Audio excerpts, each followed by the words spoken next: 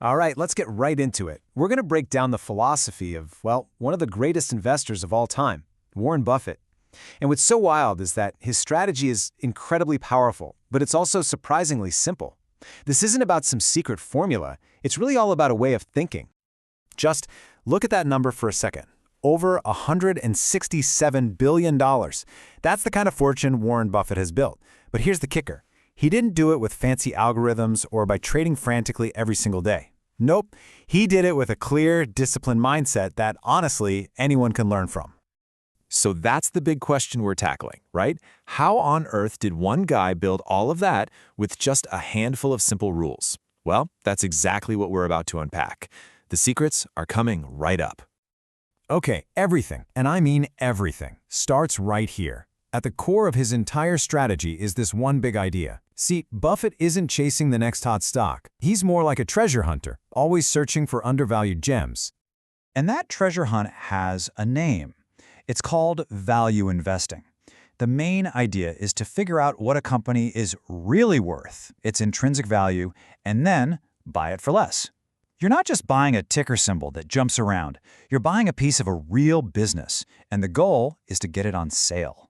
And this chart just nails the difference. Over on the left, you've got value investing. That's all about thinking like a business owner, digging into the fundamentals and playing the long game. We're talking years, even decades. Then on the right, you've got the crazy world of market trading, obsessed with daily price swings and quick profits. Buffett? He lives 100% on the left side of this chart. So if he's a value investor, how does he actually find these companies? What's his process? Let's open up his playbook and see how he turns this philosophy into a real, practical strategy. Believe it or not, it comes down to a pretty straightforward four-point inspection. First, he looks for something he calls an economic moat. We'll get to that.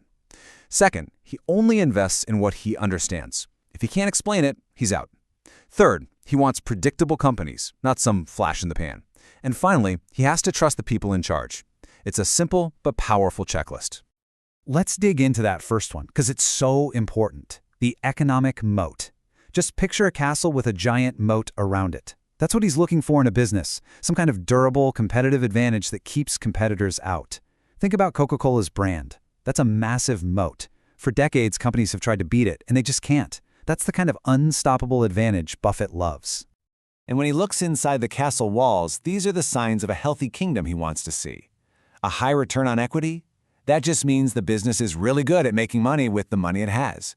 Low debt? That means it's safe and can weather any storm. Strong profit margins tell them they have power over their pricing. And a long history of performance? That proves it's the real deal. Okay, so we've got the financial playbook. But for Buffett, that's really only half the battle. The other half? Well, it all happens right between your ears. It's about having the right mindset, the psychology of a successful investor.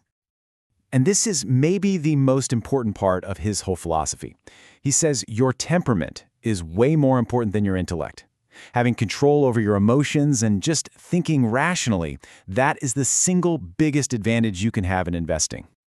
You've probably heard this one before. It's his most famous line, and it perfectly sums up his whole contrarian view.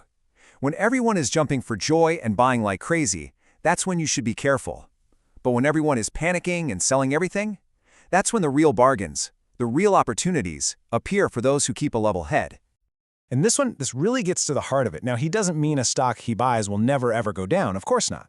What he means is the number one goal is to avoid big, stupid mistakes. It's about protecting your capital first. If you focus on not losing, the winning kind of takes care of itself over the long run. So really, it all rests on these three pillars. You need the patience to just sit and wait for that perfect pitch. You need the rationality to make calls based on cold, hard facts, not what the screaming headlines say. And you need the discipline to stick to your plan and not get sucked into the latest fad. So the big question is, how do we actually apply this stuff? What's Buffett's advice for the average person, who doesn't have all day to research companies? Well, you might be surprised by how simple his answer is. Get this. This is the actual advice he's laid out for his own estate after he's gone. He doesn't say go pick stocks. Not at all. He recommends a simple 90-10 split. Put 90% into a super cheap S&P 500 index fund, basically a bet on American business in general, and the other 10% in boring, safe government bonds. That's it.